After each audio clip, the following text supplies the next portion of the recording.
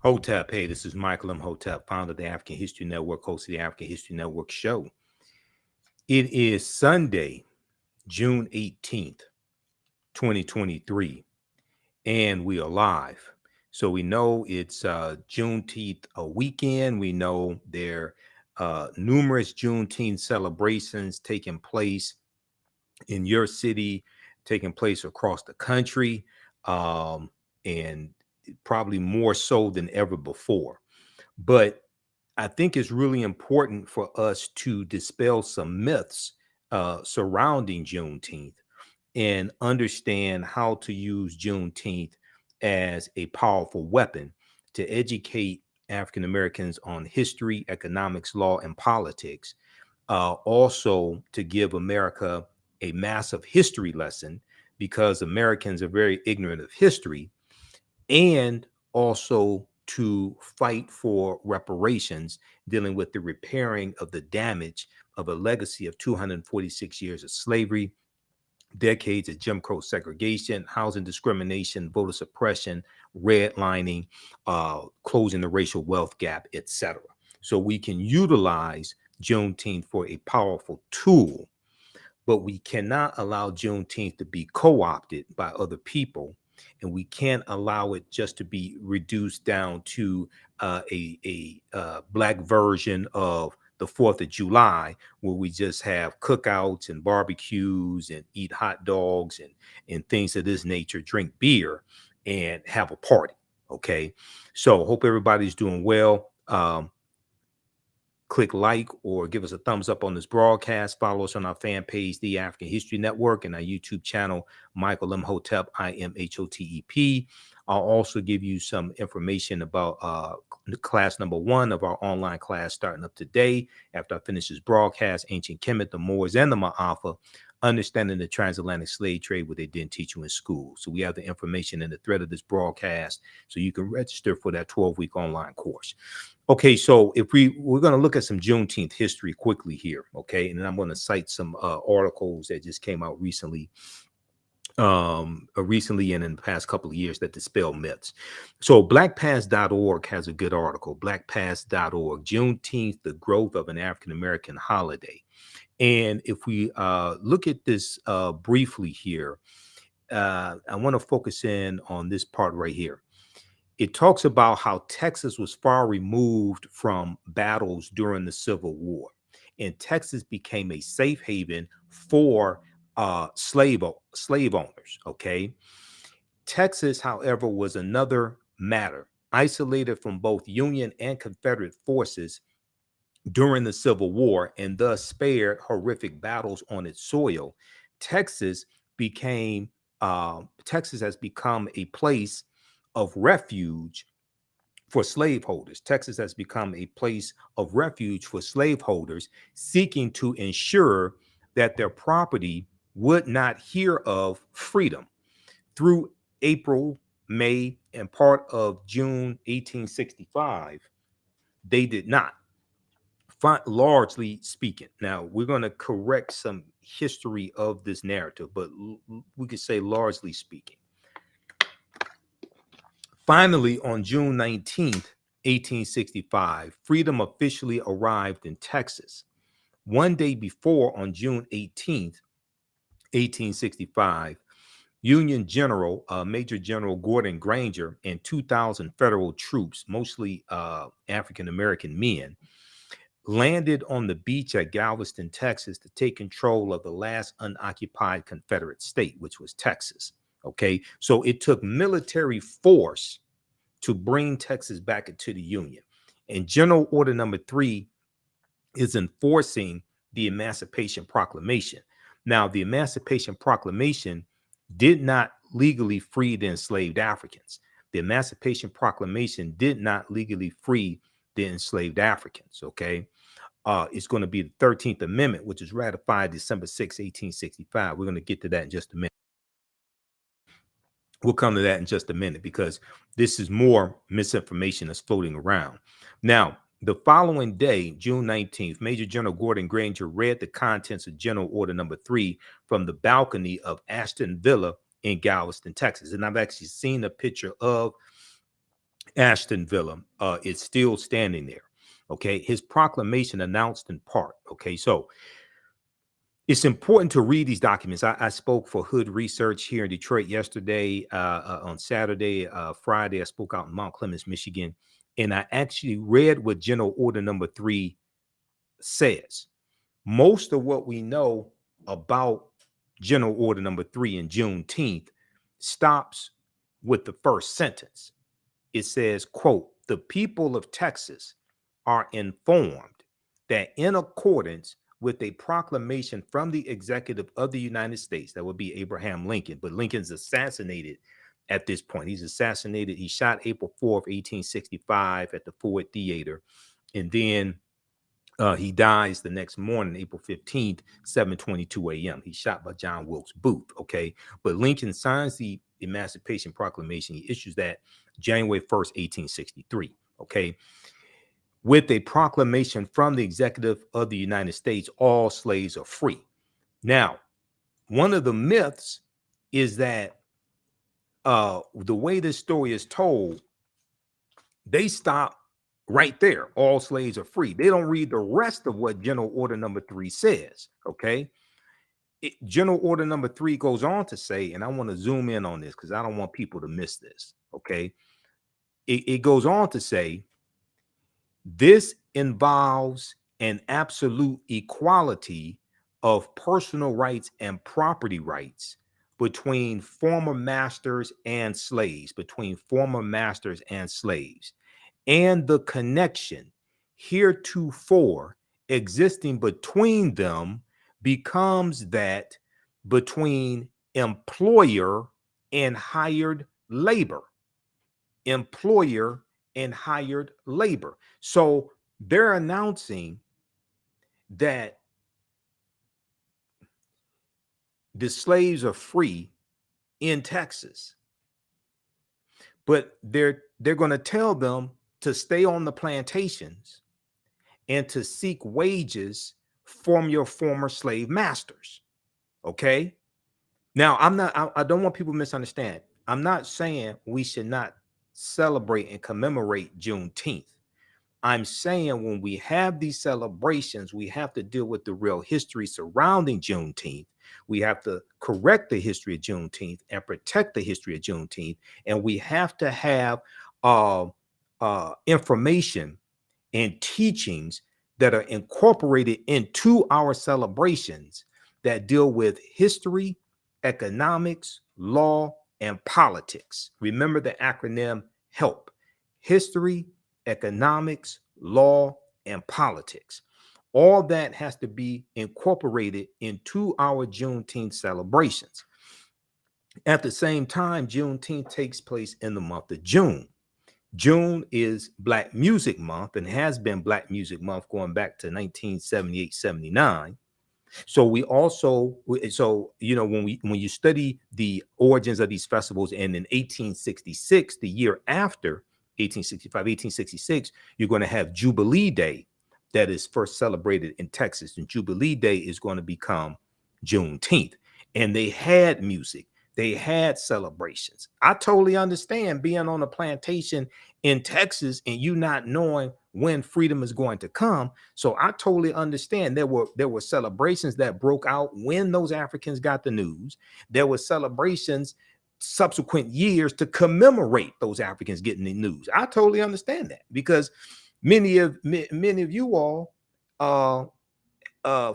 have a celebration celebrating freedom from Friday evening to Sunday night, and you go to happy hour on Friday because you don't have to go to work the next day. So I totally understand them having celebrations. I'm not blaming them. Okay.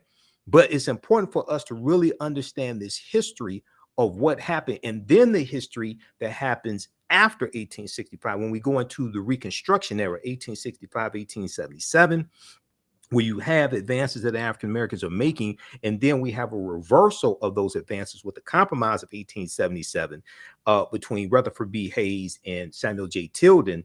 And Rutherford B. Hayes, the candidate for president, the Republican candidate for president, agrees to remove the Union troops out of the South who were to a certain extent enforcing the new rights that African Americans had. And this allowed the white supremacists, this allowed those Democrats, those of the Southern Democratic Party, the Southern Democrats, this allowed them to take back full control of the state legislatures, of the state government, of the local government, and continue the domestic terrorism against African Americans. And then we go into the Jim Crow era, okay? And then we go into the Great Migration, 1915, 1970. So we have to understand this chronology of history that brings us to where we are today. And in these celebrations that we have of Juneteenth, we have to deal with the voter suppression and the rewriting of state constitutions that took place after Reconstruction ended largely, starting with the Mississippi State Constitution, State Convention of 1890, when they imposed poll taxes and literacy tests to suppress the African American vote. And this became known as the Mississippi Plan, which became the model that other former Confederate states used to rewrite their state constitutions, to impose poll taxes, literacy tests, property ownership requirements to be able to vote, grandfather clauses, things of this nature, okay? So all this history has to be infused, this teaching has to be infused into our Juneteenth celebrations to make this celebration a powerful tool for liberation. It can't just be a Black version of the 4th of July. And some people say, well, this is our Independence Day. No, it wasn't, because those African Americans were not independent once they were released from slavery, because they're largely released without any land, without tools, without compensation, no education, things like this. So even though some of us are going to be able to make a way out of no way, there still wasn't, we weren't independent, okay? We may have been freed, but we were not independent, generally speaking. Now we're going to create townships. We're going to create Black townships, things like this. But no, the 3.9 million former slaves were not independent. Okay. All right. And we know that many of them are going to be locked into a sharecropping system. Okay. To find because the South is trying to find a way they're trying to figure out where's the labor force going to come from, because the Union just freed, the enslaved Africans. Okay, so where's the labor force going to come from? So the sharecropping system is going to re-enslave many of those Africans after the 13th Amendment is ratified December 6, 1865, which legally ends chattel slavery. All right, so let's continue here. All right, so special General Order number 3 says that Major General Gordon Granger delivers June 19th, 1865. It says the people of Texas are informed that in accordance with a proclamation from the executive of the United States, all slaves are free. Okay, once again, in a lot of the news stories, MSNBC, CNN, things like this, a lot of this, they're going to stop right there. No, read the rest of it. This involves an absolute equality of personal rights and property rights between former masters and slaves, and the connection heretofore existing between them becomes that between employer and hired labor. Employer and hired labor. The freedmen are advised to remain quietly at their present homes and work for wages. So they did not want these Africans to leave the plantation. They didn't want them roaming around the South, coming up north. They wanted them to stay on those plantations and work for wages. Okay, work for salary. It goes on to say, General Order number 3 goes on to say, they are informed that they will not be allowed to collect at military posts, and that they will not be supported in idleness either there or elsewhere. So don't go to the military posts of the Union troops. Stay on the plantations. Continue to work for your former slave master for wages. Okay. Now, word of emancipation gradually spread over the vast state of Texas, despite the efforts of some slaveholders to maintain slavery. African Americans, however, would not be denied the liberty that had eluded them so long. When the news came, entire plantations were deserted. So some are still going to leave the plantation anyway. Some are still going to leave. Many African Americans brought from Arkansas, Louisiana, and Missouri during the Civil War returned home, while Texas freedmen, former slaves, headed for Galveston, Texas, Austin, Texas, Houston, and other cities where federal troops were stationed. Okay. Okay, now read the rest of this article here. Juneteenth, the growth of an African American holiday. Okay, this is at blackpast.org, blackpast.org. All right, now we're going to dig deeper because I want to correct some misinformation. We're going to look at some myths dealing with Juneteenth. It's important for us to correct this misinformation when we come together and have these celebrations. Okay, and it's all right to it's all right to commemorate what's take place and celebrate freedom. The Emancipation Proclamation did not free the enslaved Africans. Okay, and the reason why it did not free them is, so if we look at this article here from history.com, official website of the History Channel, and I teach a lot of this history in my online classes. Okay, we have an online class that's starting up today, and I'm going to start teaching this as soon as we finish here with this broadcast. So we're going to start it shortly. We started 6 p.m. Eastern Standard Time today. I'm going to post a link here for Ancient Kemet, the Moors, and the Ma'af for understanding the transatlantic slave trade, what they didn't teach you in school. We also have the information at our website, TheAHNShow.com, TheAHNShow.com. Okay, so the class is on sale, $80, regularly $130, and we do the sessions live. All the sessions are archived and recorded. You can go back and watch it anytime. All right, so we just posted the link here, and it's on the homepage of our website. All right, now let's look at this here. Why did not the Emancipation Proclamation legally free the enslaved Africans? Okay, when you read it, and we learned in elementary school, Emancipation Proclamation freed the slaves, things like this, right? If you read this article here from history.com, official website of the History Channel, what is Juneteenth? What is Juneteenth? The Emancipation Proclamation issued by President Abraham Lincoln on January 1st, 1863, had established that all enslaved people in Confederate states in rebellion against the Union, quote, shall be thenceforward and forever free, end quote. Okay. Now there's a problem here. Okay. The territories in rebellion, the states in rebellion separated from the Union. They seceded from the Union, so they were no longer under the authority of the Union. So the Union and Lincoln had no authority to dictate to them to do anything. This article here goes on to say, but in reality, the Emancipation Proclamation did not instantly free any enslaved people. The proclamation only applied to places under Confederate control and not slaveholding border states or rebel areas already under Union control. However, as Northern troops advanced into the Confederate South, many enslaved people fled behind Union lines. So you remember Ahmaud Arbery, okay? Ahmaud Arbery killed in Georgia, right?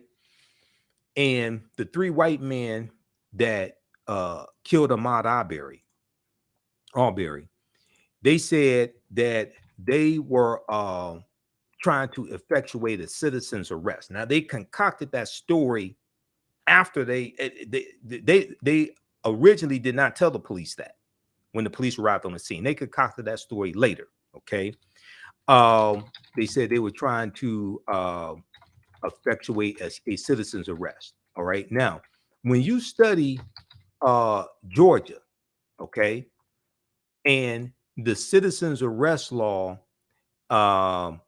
in Georgia, that citizen's arrest law dates back to 1863 during the Civil War, when Georgia was part of the Confederacy. Okay, there's an article that I want to pull up.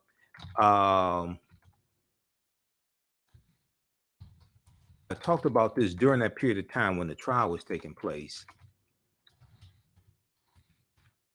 There's an article that deals with this. The citizens arrest law was the um,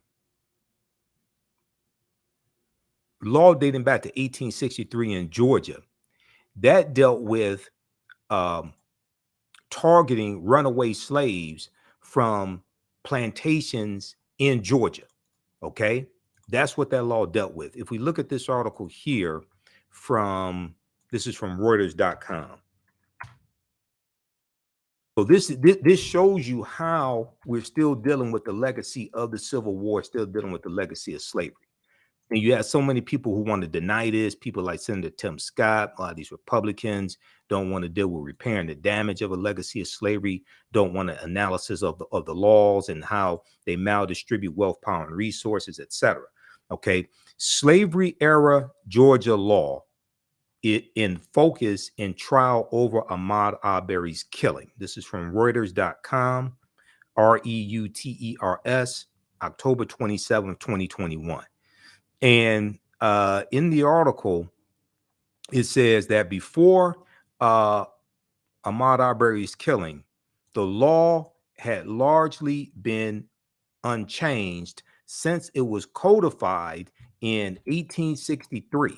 Since it was codified in 1863, let's zoom in on this here. Okay. Before Ahmaud Arbery's killing, the law had been largely unchanged since it was codified in 1863 when Georgia was part of the slave-holding Southern Confederacy during the U.S. Civil War. Okay, most of the United States had codified some sort of law allowing citizens arrest. The American Civil Liberties Union and others that successfully sought to repeal the law said the state's statute was originally passed, the state of Georgia, the state statute was originally passed to enable the capture of escaped slaves. So this law, dating back to when Georgia was part of the Confederacy in 1863, it was targeting runaway slaves who were running away from the plantations in Georgia, running behind the Union lines during the U.S. Civil War. This is what this law was targeting, okay? And that law, a version of that law, still remained in place when Ahmaud Arbery was killed. Now, after his death, the law was repealed. Georgia State Legislature and Governor Brian Kemp repealed the law after Ahmaud Arbery is killed. But this still, so you have all these people say, oh, that was a long time ago. That has nothing to do with today. That's a lie. That's why we have to utilize this history, utilize this celebration of Juneteenth to force into the national conversation a history that many state legislatures, especially in these former Confederate states, are passing laws to suppress the teaching of that history in their schools. See, Americans are very, very ignorant of history. So when we try to seek a legal remedy for a historical problem, that implies we must understand both law and history. And a lot of people who we have to go through to get these laws passed are ignorant of both. Okay, let's continue here. All right, now. All right, so let me close out this article here. That's from Reuters.com. You can check that out. All right, now let's go back to this one. Okay, so I want to go to, so we look at the one from blackpast.org, okay, just to get some general information on Juneteenth. Now, let's go back and look at this one from history.com, okay. The Emancipation Proclamation only applied to places under Confederate control and not slave-holding border states like Maryland, Missouri, Kentucky, and Delaware. They were allowed to keep their slaves. And it did not apply to rebel areas already under Union control. However, as Northern troops advanced into the Confederate South, many enslaved African people fled behind Union lines, all right? Okay, so now, Major General Gordon Granger goes in with about 250,000. When he goes in, about 250,000 enslaved Africans in Texas. He's going to spend about a year going all throughout Texas enforcing General Order Number 3, okay? Because they have to take back Texas by military force. They have to take back Texas by military force. After the war came to a close, now for all practical purposes, the Civil War comes to an end April 9th, 1865, when General Robert E. Lee surrenders to Ulysses S. Grant at the Appomattox Courthouse, okay, but in Virginia. But the Civil War is going to go on to a lesser extent. Is going to go on to a lesser extent for about another 18 months or so, okay, or 16 months, another 16 months, because General Robert E. Lee's army in Virginia, his Confederate army, was the largest Confederate army, but it was not the only Confederate army, okay, in the Civil War. How do we know? Let's look at this article here. See, I teach this in my online classes. So if you haven't registered for my online history class, Ancient Kemet, the Moors, and the Ma'afa, understand the transatlantic slave trade, what they didn't teach you in school. You want to register for that right now, because we're going to start class number 1 as soon as I finish this broadcast here. Okay, we do class number 1 today, June 18th, 2023. This is a 12-week online course that I teach, and we deal with thousands of years of history and what leads up to the transatlantic slave trade taking place. We just posted a link here, and it's on the homepage of our website, TheAHNShow.com, TheAHNShow.com. All right, let's look at this article here. Why the Civil War actually ended 16 months after General Robert E. Lee surrendered. Okay, for one thing, there was a little confusion in Texas. Okay, this is from history.com, official website of the History Channel. So it talks about Lee surrendering to Ulysses S. Grant Appomattox Courthouse, marking the beginning of the end of the grinding 4-year-long U.S. Civil War, which is 1861 to 1865. But it would be more than 16 months before President Andrew Johnson, who succeeded Lincoln, who was Lincoln's vice president, succeeds Lincoln after Lincoln is assassinated, before Andrew Johnson would declare a formal end to the conflict in August of 1866. Okay. Now, the reason why, now this picture right here, this is a picture of General William Tecumseh Sherman meeting with General Joseph E. Johnston to discuss terms of surrender of Confederate forces in North Carolina. Okay. Because Joseph E. Johnston was another Confederate general. All right. So when Lincoln surrenders, that's just his army. All right. General Robert E. Lee's was just one Confederate army to fall. For one thing, Lee had surrendered only his army of Northern Virginia to General Ulysses S. Grant. A number of other Confederate forces still remained active, starting with General Joseph E. Johnston's Army of Tennessee, which was the second largest Confederate army after General Robert E. Lee's. But then you also had General Nathan Bedford Forrest of Tennessee, and Nathan Bedford Forrest, his army. Okay, now in 1867, Nathan Bedford Forrest becomes the first Grand Wizard of the Ku Klux Klan, and he's a hero to some people in Tennessee, even to this day. All right, so the Civil War is going to go on for another 16 months or so, up until August of 1866. All right, now keep that in mind. All right, now let's continue. How's everybody doing? Give us a thumbs up, give us a heart, give us a like on this broadcast. Also, if you like this type of information, you can support the African History Network, okay? Because we definitely need your support. $ the AHN Show through Cash App, $ the AHN Show through Cash App, also through PayPal, paypal.me/the AHN Show, paypal.me/the AHN Show. This helps us keep doing the work, stay on the air, keep broadcasting, finance the research, buy new equipment. I just had to buy this laptop here in March, early March. This was $700. I had to invest in a new laptop to be able to broadcast and edit video and do the type of work that we do here at the African History Network. Okay. And we also have our links to Cash App, PayPal on our homepage of our website, TheAHNShow.com, TheAHNShow.com. All right, let's continue here. Okay, so we've already dispelled some myths. And when we look at this here, let's go to, okay, let's close this article out. I have a bunch of tabs open here in Google Chrome. Let's go back to the first article, What is Juneteenth, here from history.com. Okay.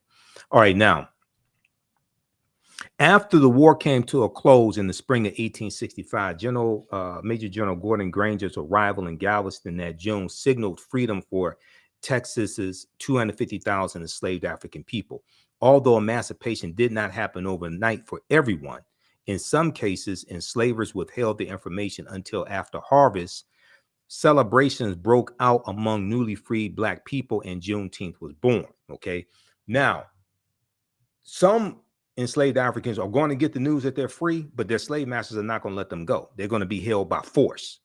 Okay.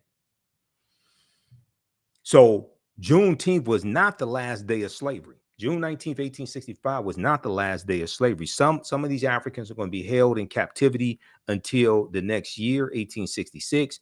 And the Emancipation Proclamation does not legally end chattel slavery. What legally ends chattel slavery is when the 13th Amendment to the U.S. Constitution is ratified December 6, 1865. When the 13th Amendment to the U.S. Constitution is ratified December 6, 1865.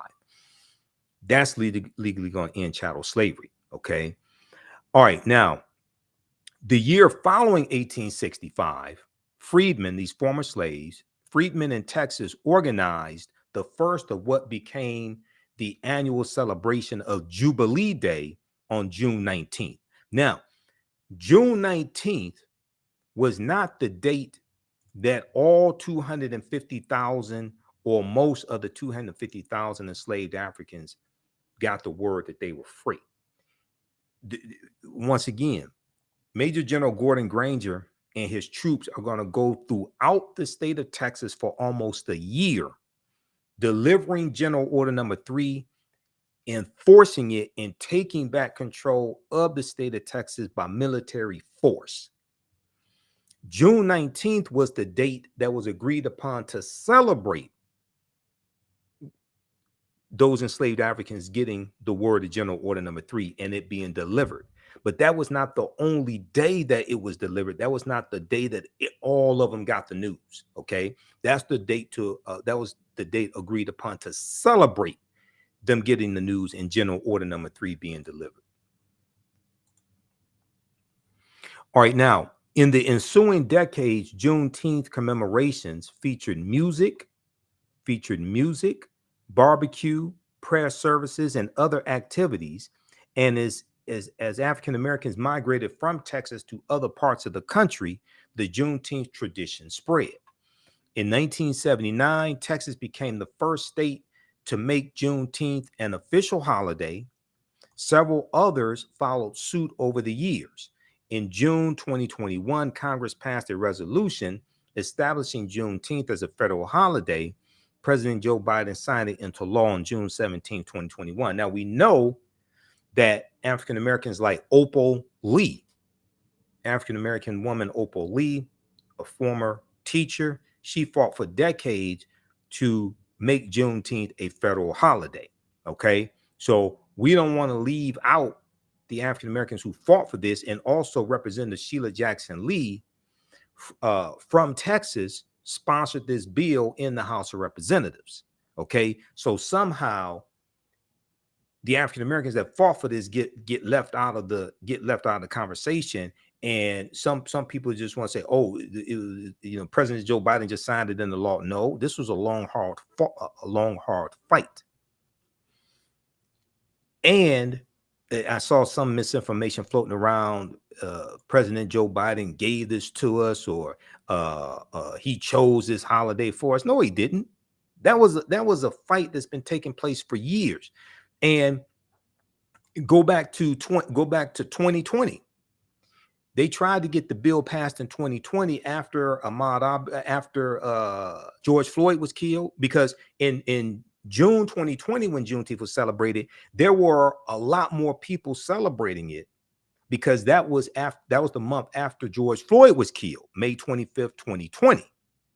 And they tried to get the bill passed then to become a federal holiday, but it was blocked in the Senate by Senator Ron Johnson of Wisconsin, who cited the cost of another federal holiday, because that's a paid day off for federal workers, so you have to pay them. He said he wasn't racist. He just cited how much it would cost to have another federal holiday, a paid federal holiday, a paid day off. Now, in 2021, he didn't object to the bill. If I remember correctly, he turned around and voted for the bill, the same bill that he blocked in 2020. Okay, but oftentimes we give white people too much credit for efforts that we organize to force to bring into existence. Okay, all right, now I want to look at a few more myths here, and then I got to get out of here and teach this class also. All right, now let's look at this article here. I was reading this article from historian Peniel Joseph. This is called "The Story We've Been Told About Juneteenth Is Wrong." The story we've been told about Juneteenth is wrong. All right, and this is from Texas Monthly, TexasMonthly.com. Yes, TexasMonthly.com. This one right here. It's a really, really good article, and I've been studying the history of Juneteenth for years. I have lectures on it, so if you go to my website, I have a 2.5-hour lecture that you can order, and we also have it in a digital download format, TheAHNShow.com. Okay, that deals with Juneteenth history, Emancipation Proclamation. We deal with a lot of history there. Okay, the story we've been told about Juneteenth is wrong. And let me zoom in on this here. And I want to pick this up on page 3, looking at the stories of how General Order Number 3 was relayed to Galveston's Africans in Galveston Valley. Let me see. Let me scroll down just a second here. Let's go to this here.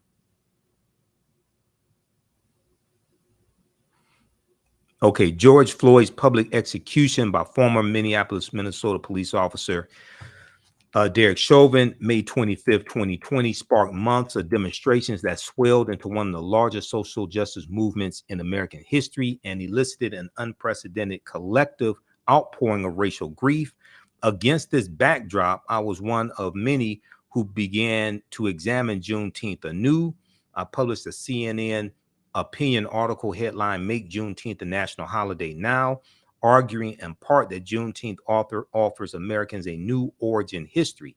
Black people are largely absent from our national narratives. Juneteenth, I suggested, offered the opportunity to correct that. But we have to correct the history of Juneteenth and protect the history of Juneteenth. Okay, now, yet the real history of Juneteenth remains largely unknown. The myriad ways in which Black freedom was persistently sabotaged, beginning with Major General Gordon Granger's original order and continuing through today, at a moment when our national narrative is hotly contested. The teaching of history is under attack. The teaching of history is under attack, which lends more urgency to an earnest reckoning with the meaning of Juneteenth, what we are celebrating when we observe it, and should we be celebrating it at all? Is it actually an indictment of America, a repudiation of the 4th of July, or as Dr. Ishaka Musa Barashango called it, the 4th of July? He wrote the book, African People and European Holidays and Mental Genocide, Dr. Ishaka Musa Barashango. Is it a day worthy of veneration, of shame, or of both? Okay, so then he goes in and says, when Major General Gordon Granger first sailed into Galveston, Texas in June 1865, he was accompanied by roughly 2,000 troops, 2,000 Union troops. At the time, Galveston was the most populous city in Texas, with a bustling and lucrative port managed partly by Black workers who transported goods and gossip from around the world, from around the world. Now, Gordon Granger and his staff commandeered a villa in town and set out on the impossible mission of bringing a semblance of order and security to the largest secession state of the newly restored Union. The mood was dark, with cities and rural hamlets still reeling from the physical and economic devastation wrought by the war, because the South is largely devastated by the Civil War.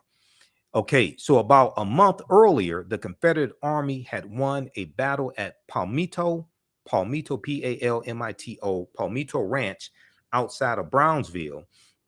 That clash, the last major action of the Civil War, had been waged more than a month after General Robert E. Lee's surrender in Virginia. So once again, the Civil War did not come to an end April 9th, 1865. Okay, it's still going to go on to a lesser extent, and it's going to go on till August of 1866.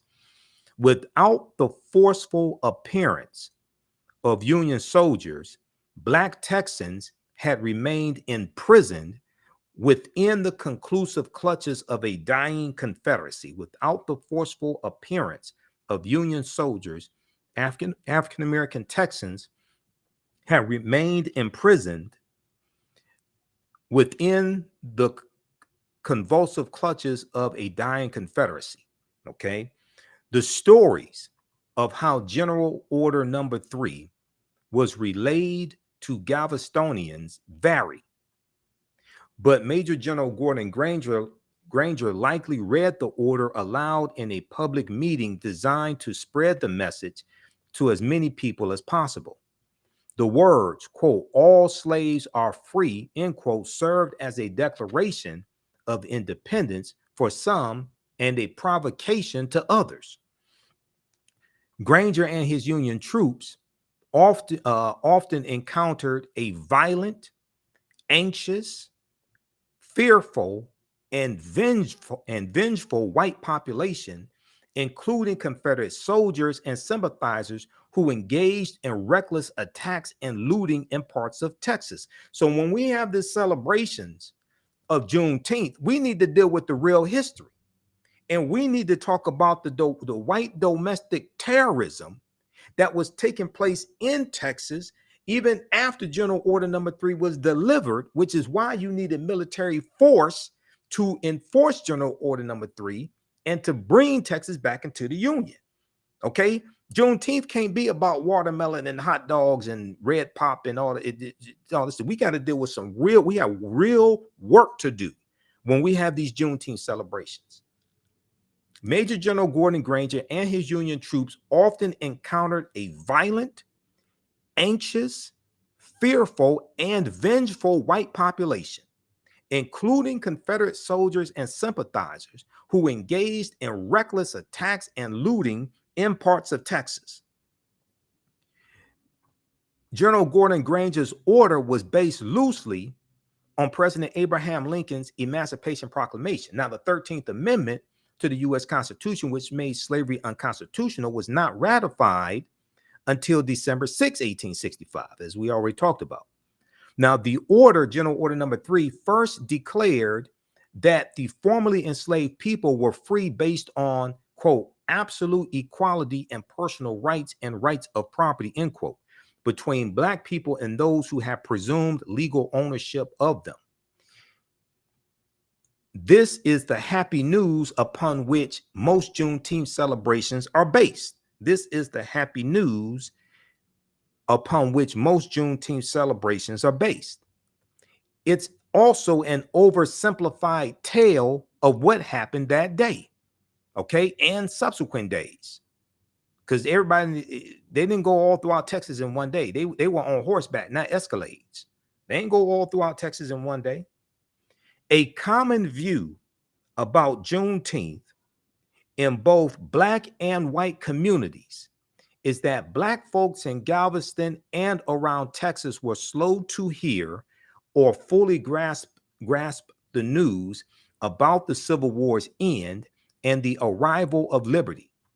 This is the story, historian Peniel Joseph, who wrote this article, he's saying this is the story that he was told in church, but that's not entirely true.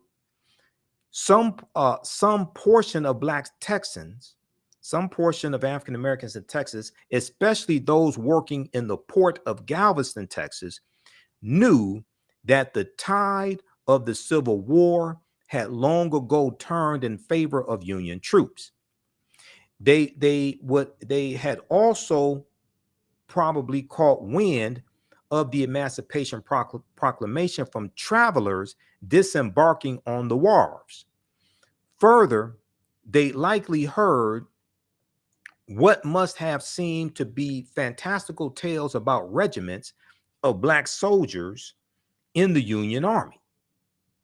News of the impending freedom had almost certainly reached other parts of Texas when enslaved African Americans from the Deep South were transported to the Lone Star State during the war, because Texas was a safe haven for slave owners. So you had slave owners coming from surrounding states, Mississippi, Alabama, Georgia, Louisiana, taking their slaves into Texas, okay, getting away from the Union troops in those surrounding states, all right? And they're going to be taken by force. So Texas was a safe haven for white slave owners fleeing Louisiana and other areas of the Confederacy being conquered by Union troops. But the news held little practical meaning so long as the state remained under Confederate control. The arrival of some 2,000 federal troops appeared to mark an end to white rule over Black Texans. But General Gordon Granger's order limited and undermined the very freedoms that it promised. The relationship between former masters and enslaved people would now evolve into a vague contract between employers and hired labor. Quote, the freedmen are, so this is directly from General Order number 3, quote, the freedmen are advised to remain quietly at their present homes and work for wages, end quote, read the order. But how could Black Texans enjoy freedom while remaining on plantations? How could Black Texans enjoy freedom while remaining on plantations? Would they be allowed to leave, travel, or reunite with loved ones? Were they forbidden from becoming entrepreneurs and landholders? Furthermore, now, as we already said, some of them are going to leave anyway. Some of them are going to leave the plantations anyway. And there are going to be celebrations that broke out. And I totally understand the celebrations. I'm not mad at them for having celebrations, because even though 100% of freedom didn't come, if you think you may die a slave, and now you see a light at the end of the tunnel, okay, you're going to have a celebration. I totally understand that. Furthermore, Black men and women were warned not to flock to military posts. Since 1863, when Black men were allowed to enlist in the Union Army, its military posts have become beacons for freedmen. The sight of blue uniforms liberating secessionist territories often meant the promise of food, clothing, and reading materials.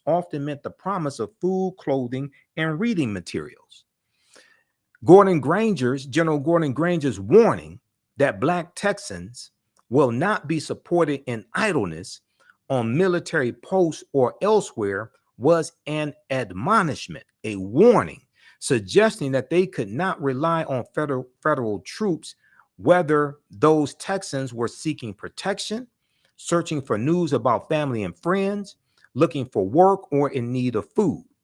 The troops were there to enforce liberation, but they would not necessarily support those trying to carve out a new life. All right, now this is why even after General Granger arrived, many Black folks responded to the news of freedom cautiously. Many Black folks responded to the news of freedom cautiously, fearing reprisals, fearing backlash from white people in Texas. Yet, as word spread, some did walk away from plantations. Others rejoiced, exulted, and stayed put while planning their next moves. Fears among Black Texans were often borne out. Fears among Black Texans often came true. In the ensuing months, the beginning of the period that would come to be known as Reconstruction, racial violence spread. In one town, white Texans whipped dozens of formerly enslaved African people who celebrated the news of emancipation too enthusiastically. See, now this type of history needs to be incorporated into Juneteenth celebrations. It can't just be we're celebrating Freedom Day. Everybody didn't get freedom. And then you have to also talk about the white domestic terrorism that came about while we were celebrating a little bit of freedom that we did get. And you got to deal with that history that happens from 1865 to 1877. We have to deal with a continuum of history, not one date out of history. We have to deal with a continuum of this history that leads us up to where we are today. Juneteenth can't be a party. We can have a celebration while we incorporate history, economics, law, and politics into that celebration. Okay? How's everybody doing? Give us a thumbs up, give us a heart, give us a like on this broadcast. How you all like this type of information? Okay? If you're just joining us, I'm Michael Imhotep, founder of the African History Network, host of the African History Network show. I'm a talk show host, researcher, lecturer, writer, and historian. So it's Monday, June 18th, 2023.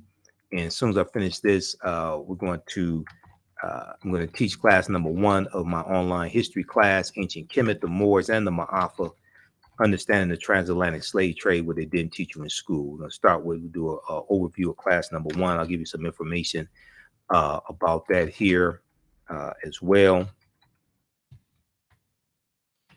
And I'm doing my radio show tonight, the African History Network show. We do that Sundays, 9 p.m. to 11 p.m. Eastern Standard Time on 9:10 a.m. Superstation WFDF.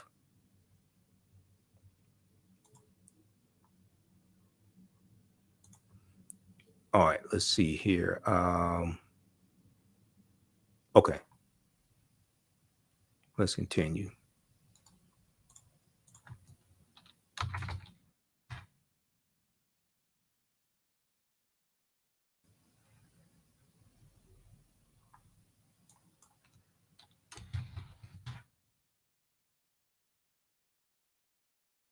All right, let's continue here. All right, now, white attacks against free Black people ranged from verbal harassment and intimidation to physical assaults, even murder. Okay, this is after they get the news in 1865, right? Black Texans in Galveston and other parts of the state navigated a new landscape, at times more dangerous and volatile than the one that they had left behind, than the one they left behind, slavery. Because during slavery, they had some type of value to the slave owner. So even though many slave owners were abusive, there's still, you weren't subject to domestic terrorism from other white people attacking you because they knew you were owned by somebody. Whereas after slavery ends, you open to generally speaking, you're open to domestic terrorist attacks from anybody because you weren't owned by somebody. Now, so you have you have the ending of one chapter and trying to navigate having these new freedoms, but then also dealing with the bushwhackers who were Confederates who would raid camps and attack African Americans, kill them. You're going to have the creation of the Ku Klux Klan, December 24th, 1865 in Pulaski, Tennessee. About a week or so after the 13th Amendment is adopted, December 18th, 1865. And you're going to have these other domestic terrorist organizations that come about to keep African Americans in a subservient, servile position. Now, the backlash of many white residents against the ideal of Black citizenship and dignity will become a normal feature of Texas's political landscape, a legacy that persists today. A legacy that persists today. Just as limitations, and all we got to do is look at two African American members of the state legislature in Texas, Justice Pearson and Justin, I think it's Justin Johnson. We saw them being expelled for standing up and wanted to deal with common sense gun laws in Texas and see those white supremacists in the Texas state legislature vote them out. And the white female Texas lawmaker, she was saved by one vote. She almost got voted out also. Just as limitations on Black freedom were baked into Gordon Granger's emancipation announcement, racial discrimination became embedded in public policies that propagated unequal housing and employment opportunities, wealth gaps, educational and residential segregation, police brutality, and political disenfranchisement. Black codes in Texas and throughout the South prevented African Americans from voting, securing fair labor contracts, attending racially integrated public schools, or owning land. For many years, General Granger's arrival in Galveston, Texas, freedom could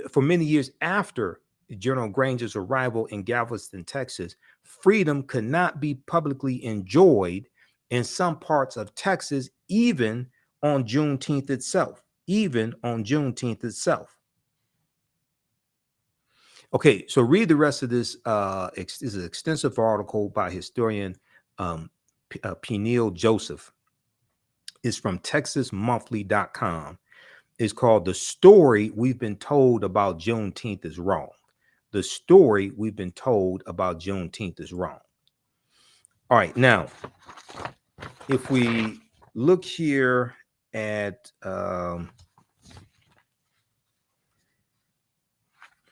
let's see here. Okay, so that deals with dispelling some of the myths dealing with Juneteenth. There's also another article that you can check out. This is from a couple of years ago. This is from the Washington Post. This is called 5 Myths About Juneteenth. No, it's not the only celebration of emancipation. 5 Myths About Juneteenth, okay?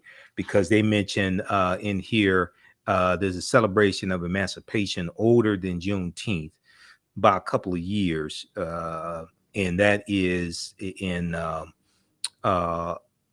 Gallipolis, Ohio. A town in Gallipolis, Ohio, had the real oldest celebration of the end of slavery.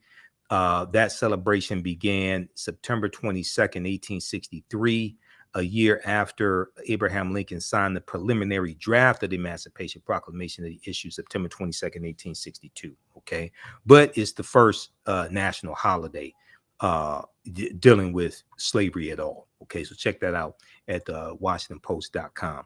All right. If you like this type of information, guys, register. Please register for the 12-week online course that I teach. We're about to teach class number 1 of it right now at our online school. So the class is on sale, $80, regularly $130. So let's keep doing the research, stay on the air, keep broadcasting, pay some of the bills, etc. It's a 12-week online course that I teach ancient Kemet, the Moors, and the Ma'afa, understanding the transatlantic slave trade, what they didn't teach you in school. And let me see here. Got this here. I'm going to post the link here once again.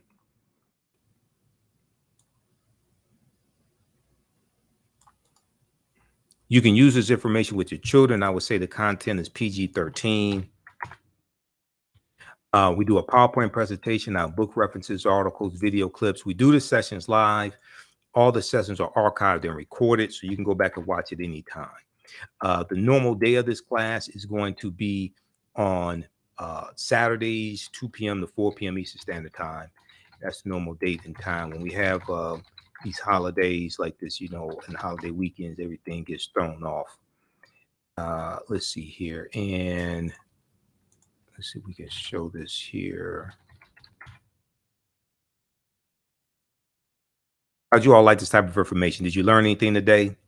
Be sure to listen to the African History Network show on Sundays, 9 p.m. to 11 p.m. Eastern Standard Time. We broadcast on 9:10 a.m. Superstation WFDF, and our Facebook fan page, The African History Network, The African History Network, and our YouTube channel, Michael Imhotep, Imhotep.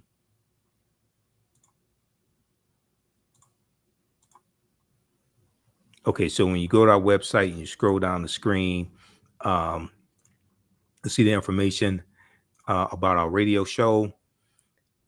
Sundays, 9 p.m. to 11 p.m. Eastern Standard Time. PayPal, Cash App information. This is our official Cash App account, $ TheAHNShow, $TheAHNShow. When you go to it, it'll say Michael. It may show my picture there. Click right here for Cash App. Takes you to our Cash App QR code also. Now, these other ones are fake African History Network Cash App accounts.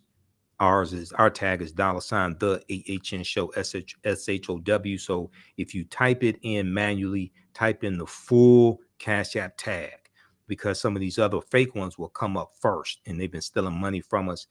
It's like 5 fake ones out there I've identified. I'm still trying to get them shut down. I've opened up a fraud report with Cash App last year. I'm still trying to get them shut down. But here's information here about our online class, Ancient Kemet, the Moors, and the Ma'afa, understanding the transatlantic slave trade. Kemet's one of the original names for Egypt. The Ma'afa is a Kiswahili term which refers to the transatlantic slave trade, which is our great disaster. So click right here, register for full 12-week course. It's on sale, $80, regularly $130. You'll also get free 5 free lectures of mine that are in the video library. Okay, so this is our summer class. Scroll down, just click right here on the purple button. It says enroll here. It says enroll, and you can do debit card, credit card, PayPal. If you want to do Cash App, email us at AHNShow. AHNShow at TheAfricanHistoryNetwork.com, or email us right through the website to pay through Cash App. Okay. All right. So you're going to learn so much in this class. We cover about 80 to 100 articles. There's 7 books that we use as our main books as reference. You don't have to buy any of these books. We show them. I show you an excerpt of them on the screen. I do a PowerPoint presentation as well. I put together the whole curriculum for this class. I've been teaching this class on and off since 2017. I've been studying history 31 years. You see my videos. You see me on the African History Network show. You see me on Roland Martin Unfiltered and Faraji Muhammad show, The Culture. So register for this class, and we'll see you in class in a few minutes. Remember, right now is corrects wrong behavior. It's not over till we win Wakanda forever. And we'll talk to you next time. Peace.